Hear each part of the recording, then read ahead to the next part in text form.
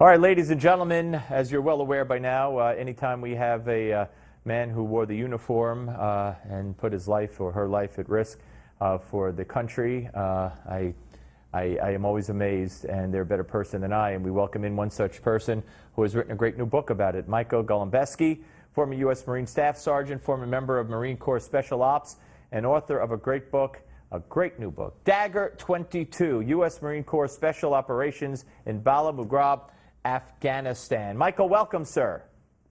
Pleasure. Thank you for having me on. 2 tours in Iraq, 1 tour in Afghanistan. Just amazing. And this book talks about Afghanistan.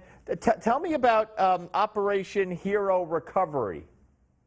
Well, that started out towards the end of November of 2009. It was in northwest Afghanistan. We had the unfortunate event that a resupply airdrop had gone off course. Some of the supply pallets landed in the river. Some landed across the river in a Taliban-controlled area. Unfortunately, one 82nd Airborne soldier went in to try to grasp on and, keep the supplies from going down the river, because this is what we lived off of. Unfortunately, he went in with all of his gear on. He ended up slipping off a ledge about halfway into the river. Gets pulled under a very torrential river, not like a smooth flowing river, more like a raging rapid one.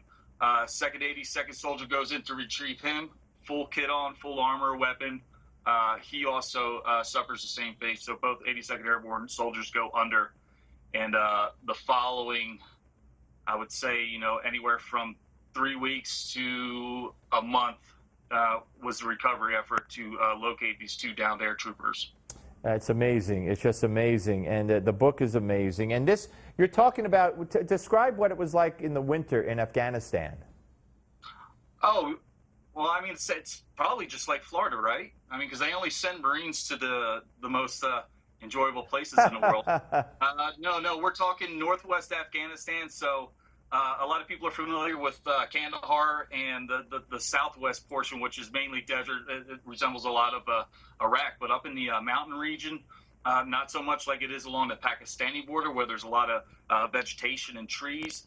The western region is more of kind of like an alpine tundra, where you get these massive temperature swings between day and night, and you also have anyone who's lived around mountain ranges knows that they create their own little microclimates, so it can be extremely brutal in the wintertime. I like to put it to people that live in these regions.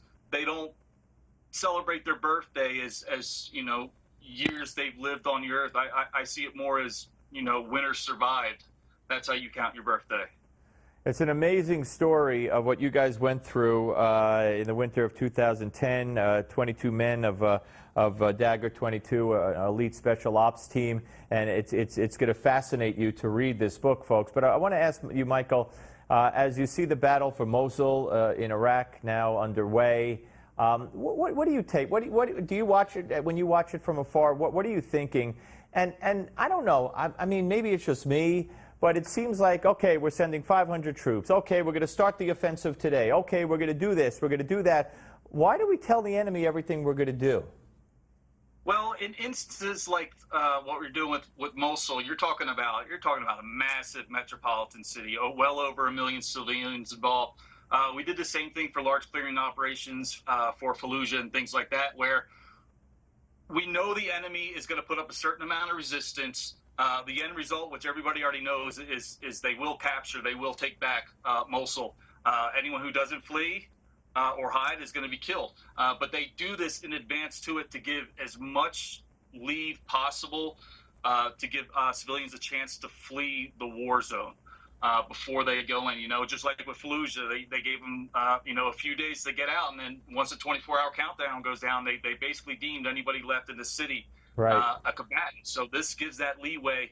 If you want to get out, but it's going to happen. And okay, and I'm glad you're confident that they will retake it. Hopefully they'll hold on to it forever after they retake it.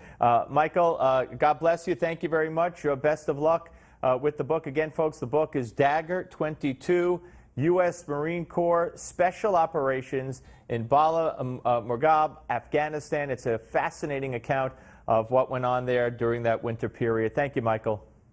Thank you very much for having me.